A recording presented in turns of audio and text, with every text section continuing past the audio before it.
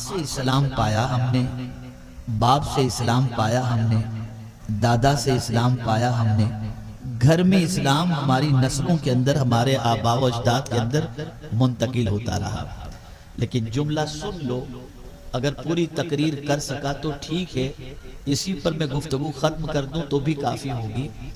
سن لو، ہم نے اسلام پایا ہے، پیا نہیں۔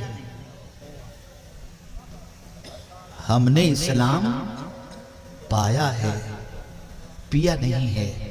اور جو اسلام پی لیتا ہے تو وہ 313 تھے تو لرزتا تھا زمانہ، آج ہم کروڑوں ہیں تو کرتے ہیں غلامی۔ وہ اسلام پیے ہوئے تھے، خواجہ صاحب اسلام پیے ہوئے تھے۔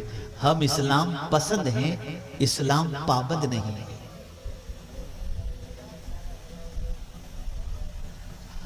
اللہ کی طرف بلانے کے لیے، اپنے قریب کرنے کے لیے، مصائب کے پہاڑ سے نجات دلانے کے لیے ہمیں جھنجھوڑ رہا ہے، ہمارے ضمیر کو جگا رہا ہے۔ پڑھو قرآن۔ کیا آج سال میں 2-3 مصیبتیں آتی ہیں نا، کبھی کہیں بارش زیادہ ہو گئی تو فصل تباہ ہو گئی، کہیں یہ ہو گیا، کہیں وہ ہو گیا، کہیں کورونا۔ قرآن نے اس کو منشن کیا ہے۔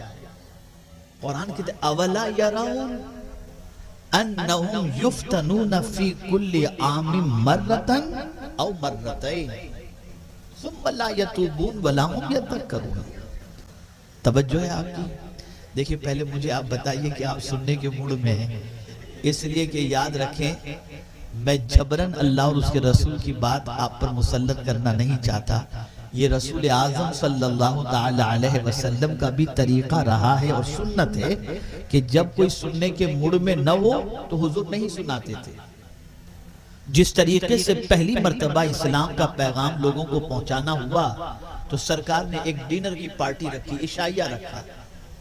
جب اس میں سب لوگ شریک ہوئے تو آنے کے بعد سب ہنسی مذاق اور ادھر ادھر کی گفتگو میں لگ گئے، سرکار نے پیغام نہیں پہنچایا۔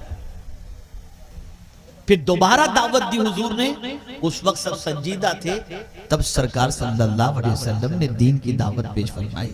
آپ اگر سننا نہیں چاہتے، بہت سن چکے، جوان سے جوان تقریر سن چکے، اور میں اگر کچھ نہ بھی کہوں تو کافی ہے، لیکن اب ظاہر سی بات ہے مجھے مدعو کیا گیا ہے تو کچھ باتیں عرض کرتا ہوں۔ توجہ چاہوں گا، سن رہے ہیں آپ؟ سننا چاہتے ہیں آپ؟ ماشاءاللہ ایک مطلب بلند آواز سے درود شریف پڑھ لیجئے آپ۔ اللہم صلی علی سیدنا و مولانا محمد معدن الجود والکرم وآلہ وصحابہ وبارک وسلم۔ ہم سائنس کے اوپر چھوڑ دیتے ہیں۔ یہ سیلاب کیوں آیا؟ آج کل ڈپلیکیٹ سیلاب بھی آ جاتا ہے، مصنوعی بارش ہو رہی ہوتی ہے۔ دبئی کی سرزمین پر چلے جائیں، مصنوعی بارش ہو رہی ہے۔ یہ ساری چیزیں ہو رہی ہیں۔ کبھی سیلاب آتا ہے، کبھی آپ نے ایسا سونامی کا لفظ تو کبھی آپ نے سنا نہیں ہوگا 50 سال پہلے یا 30 سال پہلے۔ اب سونامی، اور اب یہ سنا جاتا ہے کہ کوویڈ اور یہ ساری چیزیں، کبھی ابھی نیا نکلا ہے منکی، کیا ہے پتہ نہیں، وہ سب ساری چیزیں نکل رہی ہیں، یہ نئی نئی بیماریاں۔ یہ کیوں ہیں؟ اس کو قرآن نے منشن کیا ہے۔ اولا یراؤ، کیا ان کو سجائی نہیں دیتا؟ انہم یفتنون، ان کو آزمایا جاتا ہے۔ فی کل عام مرتن او مرتین، سال میں 1 مرتبہ یا 2 مرتبہ۔ یہ قرآن کہتا ہے۔ کیا ان کو سجھائی نہیں دیتا کہ سال میں 1 مرتبہ یا 2 مرتبہ ان کو آزمایا جاتا ہے؟ اب کیوں آزمایا جاتا ہے؟ اللہ اکبر، کیوں آزمایا جاتا ہے؟ آزمایا اس لیے جاتا ہے کہ بندہ تو مجھ سے بہت دور ہو گیا ہے، پلٹ کر میرے پاس آ جا، ذرا میری طاقت تو دیکھ۔ میں اگر درخت کو حکم دے دوں تو 200 کلومیٹر کی سپیڈ سے اس سے ہوائیں چلنی شروع ہو جائیں۔ میں چاہوں تو سیلاب کی پوزیشن ایسی ہو جائے کہ بستیوں کی بستیاں تباہ ہو جائیں۔ میرے بندے میری طاقت تو نہیں دیکھ رہا؟ یہ سال میں 1 مرتبہ یا 2 مرتبہ آزمایا جا رہا ہے، اور تم کو پھر بھی کچھ سجائی نہیں دیتا۔ مولا ہم آزمائش کے لائق نہیں ہیں، ہم چاہتے ہیں کہ یہ آزمائش ختم ہو جائے، تو مولا کیا کریں؟ تو مولا فرماتا ہے ثم لا یتوبون ولا هم یذکرون، کیا پھر بھی تم توبہ نہیں کرتے، پھر بھی تم نصیحت حاصل نہیں کرتے؟ یعنی اتنی سخت ترین تمہاری کیفیت ہم کر رہے ہیں، اتنے سخت امتحان سے تمہیں گزار رہے ہیں، پھر بھی تمہیں توبہ کا خیال نہیں۔ اب آئیے سنیے، کورونا کا پیریڈ تھا، سب کچھ دیکھا آپ نے، باپ کی میت کو بیٹا کاندھا نہ دے سکا، یہ بھی دیکھا آپ نے۔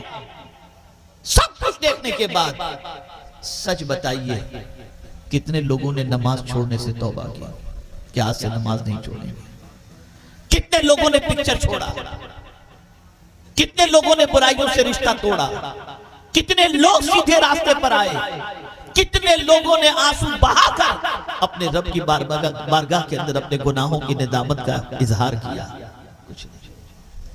اتنا سخت دل مسلمان ہو چکا ہے کہ یہ طوفان بھی اسے جگہ نہیں پاتی۔ تو اب اگر میں یہ کہوں تو غلط نہیں ہوگا، جگایا اسے جاتا ہے جو زندہ ہو، مردے کو جگایا نہیں جاتا۔